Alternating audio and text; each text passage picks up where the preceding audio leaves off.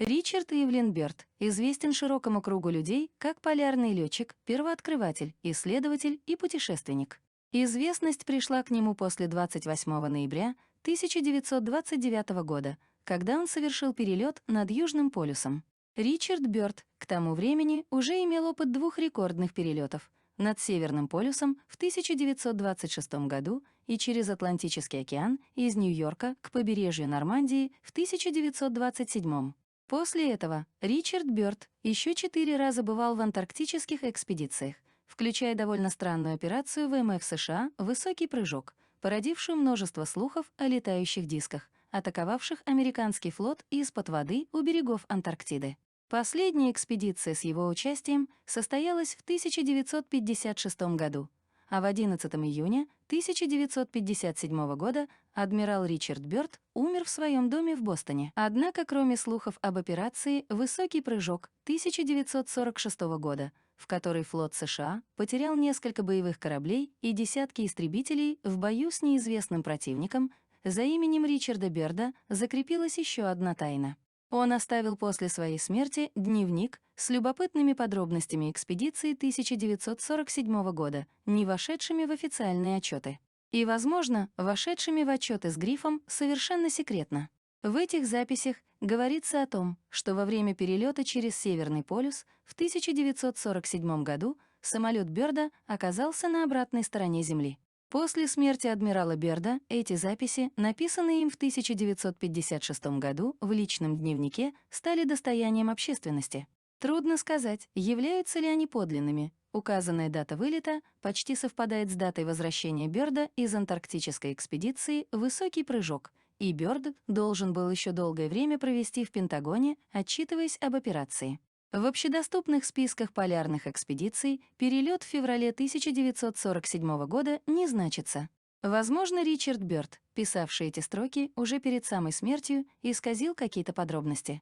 Или тот полет не вошел в официальные списки из соображений секретности, точно сказать нельзя.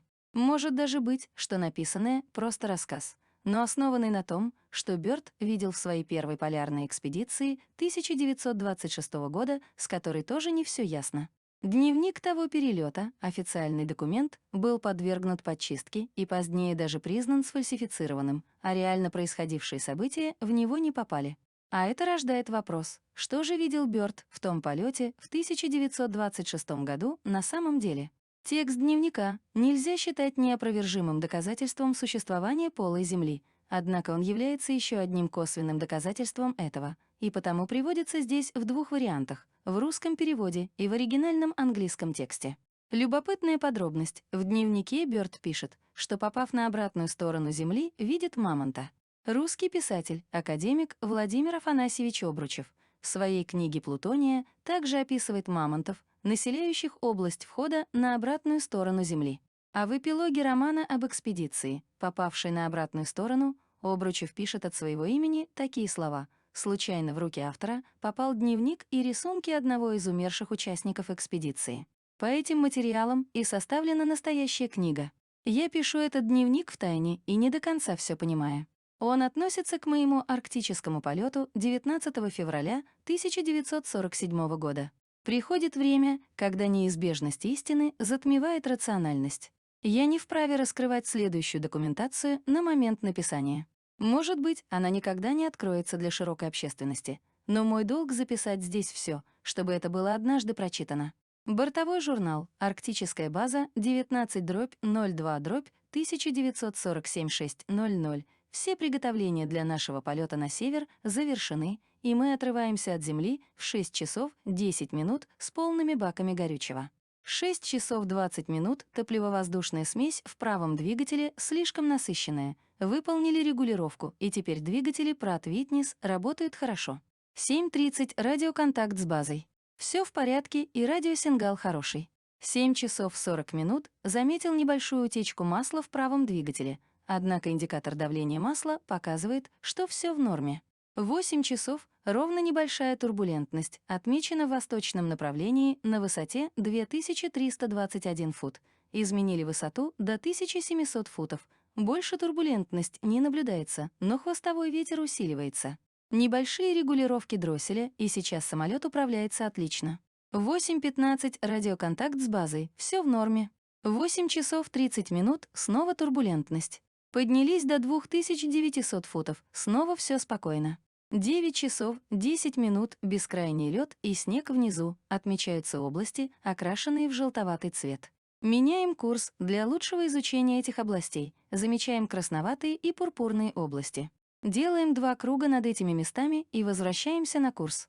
Радиоконтакт с базой, сверяем местоположение и передаем информацию об окрашенном снеге и льде под нами. 9 часов 10 минут магнитный гирокомпас перестают раскачиваться и вращаться так, что мы не можем держать курс по приборам. Используем солнечный компас, так как он позволяет держать курс. Самолет достаточно тяжело управляется, хотя обледенение фюзеляжа не наблюдается. 9 часов 15 минут, в отдалении нечто, напоминающее горы. 9 часов 49 минут, спустя 29 минут мы убедились, что это действительно горы. Это небольшой горный хребет, который я никогда не видел. 9 часов 55 минут, изменяем высоту до 2950 футов, так как снова наблюдаем сильную турбулентность. 10 часов, ровно мы пролетаем над небольшим горным хребтом, все еще двигаясь на север так точно, как это может быть установлено. Помимо горного хребта, мы видим небольшую поляну с рекой или ручьем посредине. Но ведь под нами не может быть зеленой поляны. Здесь что-то определенно не так. Мы должны быть над льдом и снегом. По левому борту мы видим лес, растущий на склонах гор. Наши навигационные инструменты все еще вращаются, гироскоп раскачивается вперед-назад. 10 часов 5 минут я изменяю высоту до 1400 футов и закладываю крутой левый крен для того, чтобы рассмотреть поляну под нами. Она зеленая либо из-за мха, либо из-за плотно сплетенной травы. Свет здесь кажется другим. Я больше не вижу солнца. Мы делаем еще один левый разворот и замечаем нечто вроде большого животного под нами. Похоже, что это слон. Нет, он больше похож на мамонта. Невероятно. Но тем не менее это так. Мы снижаемся до 1000 футов, и я достаю бинокль для того, чтобы лучше рассмотреть животное. Теперь я убедился, это определенно животное вроде мамонта. Сообщаем это на базу. 10 часов 30 минут, обнаруживаем больше зеленых холмов. Индикатор температуры за бортом показывает 74 градуса по Фаренгейту, примечь, 23 градуса по Цельсию. Продолжаем двигаться на север. Навигационные приборы сейчас в норме. Я озадачен их поведением. Пытаемся выйти на радиоконтакт с базой. Радио не функционирует. 11 часов 30 минут, земля под нами более ровная и нормальная, если можно ее так назвать. Впереди мы замечаем нечто, похожее на город. Невероятно. Самолет кажется странно легким. Управление не реагирует. Господи! По бокам от наших крыльев странного типа летательные аппараты. Они летят вдоль, быстро приближаясь. Они напоминают по форме диск и блестящий внешний вид. Сейчас они достаточно близко, чтобы увидеть маркировку на них. Фантастика. Где же мы? Что же произошло? Я пытаюсь потянуть на себя штурвал, никакой реакции. Мы пойманы в нечто вроде невидимых тисков. 11 часов 35 минут наше радио начинает трещать, и слышится голос на английском с небольшим скандинавским или немецким акцентом. «Адмирал, добро пожаловать на нашу территорию. Мы приземлим вас ровно через 7 минут. Расслабьтесь, адмирал, вы в надежных руках». Я заметил, как двигатели нашего самолета остановились. Самолет под каким-то непонятным контролем и сейчас сам совершает поворот. Управление бесполезно. 11 часов 40 минут, еще одно радиосообщение получено. Мы начинаем процесс посадки, и через некоторое время самолет начинает немного дрожать и снижаться так, как будто находится на невидимом подъемнике. Мы снижаемся очень плавно и касаемся земли лишь с небольшим толчком. 11 часов 45 минут я делаю последнюю поспешную запись в бортовой журнал. Несколько мужчин пешком приближаются к нашему самолету. Они высокие, со светлыми волосами. В отдалении большой город, пульсирующий и мерцающий всеми цветами радуги. Я не знаю, что сейчас произойдет, но я не вижу оружия у тех, кто приближается. Я слышу голос, обращающийся ко мне по имени, чтобы я открыл дверь грузового отсека. Я выполняю. Конец журнала. С этого момента я описываю все события по памяти. Описанное ниже не поддается воображению и будет выглядеть полным бредом, если бы это не произошло на самом деле. Радисты и меня вывели из самолета, но обходились с нами очень тепло и уважительно.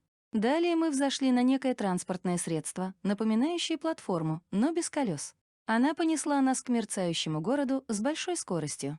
По мере приближения создалось впечатление, что город был сделан из какого-то материала, напоминающего хрусталь. Вскоре мы прибыли к большому зданию, подобных которому я ни разу в жизни не видел. По архитектуре оно напоминало работы Фрэнка Ллойда Райта, Прим, американский архитектор, известный необычными проектами вроде «Фаллингватер» или «Соломон Мьюзием», или даже фантастические новеллы про Бака Роджерса, Прим, герой американских фантастических новелл. Нам дали какие-то теплые напитки, по вкусу не напоминающие ничего, что я пробовал до этого. Восхитительно!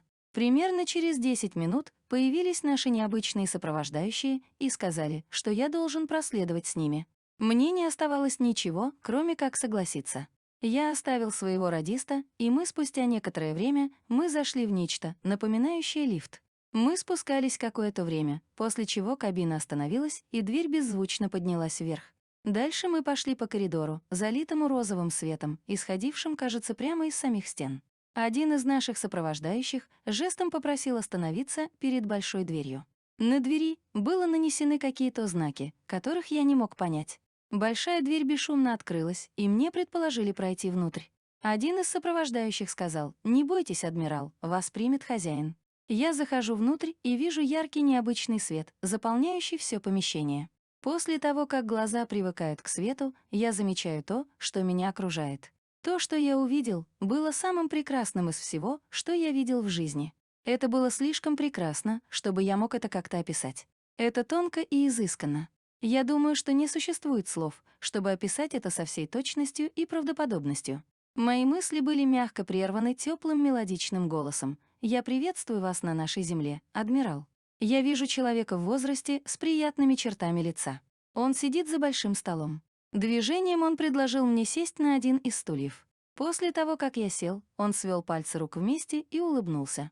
Он продолжает говорить мягким голосом и передает ниже следующее. «Мы позволили вам попасть сюда потому, что вы благородный человек и хорошо известны на поверхности Земли, адмирал».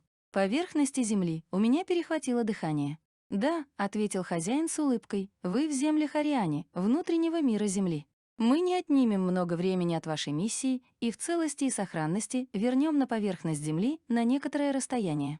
Но теперь, адмирал, я должен объяснить вам, почему вы здесь. Мы стали наблюдать за вашей расой сразу после того, как взорвались первые атомные бомбы в Хиросиме и Нагасаки в Японии.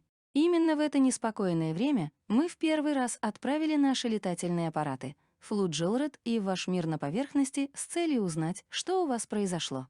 Конечно, сейчас это в прошлом, мой дорогой адмирал, но я должен продолжить. Видите ли, мы никогда раньше не вмешивались в жесткость и войны вашей расы, но сейчас мы обязаны это сделать, так как вы научились обращаться с одной силой, которая не для человека, я говорю о ядерной энергии.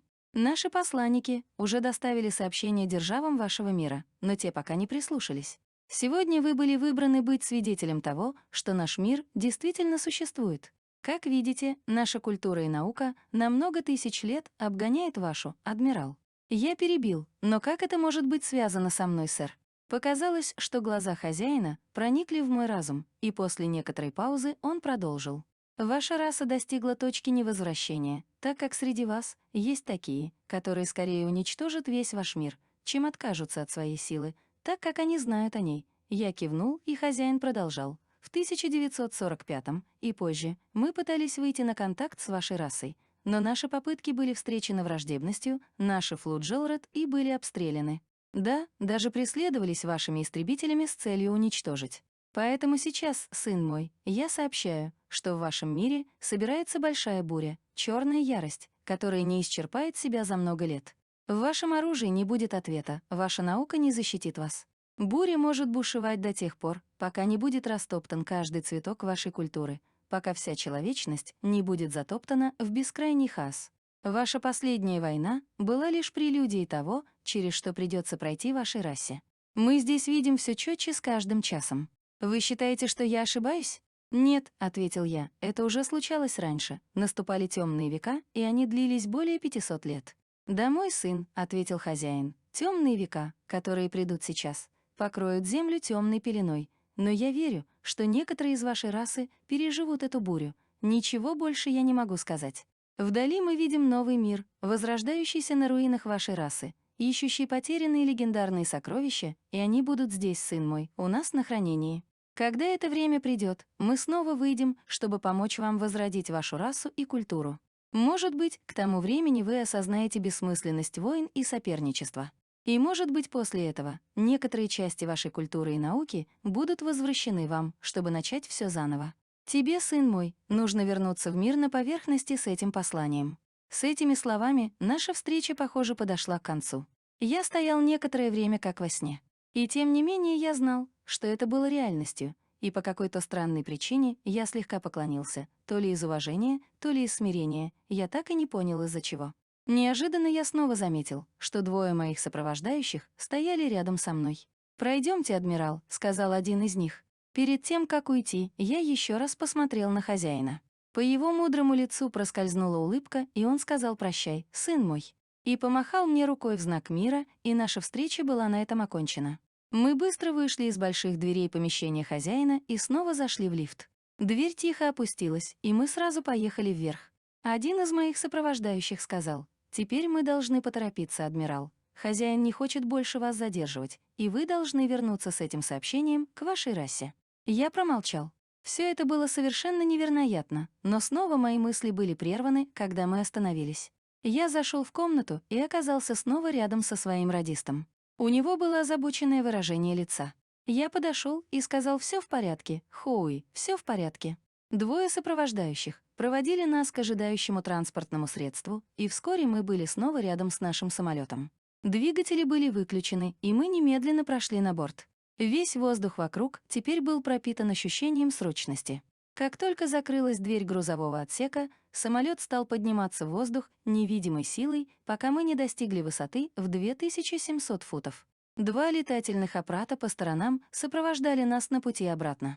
Здесь я должен заметить, что индикатор скорости показывал, что мы не движемся, хотя на самом деле мы двигались с очень высокой скоростью. 14 часов 15 минут пришло радиосообщение. «Мы покидаем вас сейчас, адмирал. Ваше управление снова работает. Ауф Вайдерсехен». Мы некоторое время смотрели, как флуджелред, и исчезали в бледном голубом небе. Самолет неожиданно тряхнуло так, будто он попал в воздушную яму. Мы быстро выровняли самолет. Мы некоторое время молчали, каждый думал о своем. Запись в бортовом журнале продолжается. 14 часов 20 минут мы снова находимся над обширными площадями льда и снега и примерно в 27 минутах от базы. Мы выходим с ними на радиоконтакт. Мы сообщаем, что все в норме. В норме. База сообщает об облегчении из-за того, что мы снова на связи. 15 часов ровно мы мягко приземляемся на базе. У меня есть миссия. Конец записи в бортовом журнале.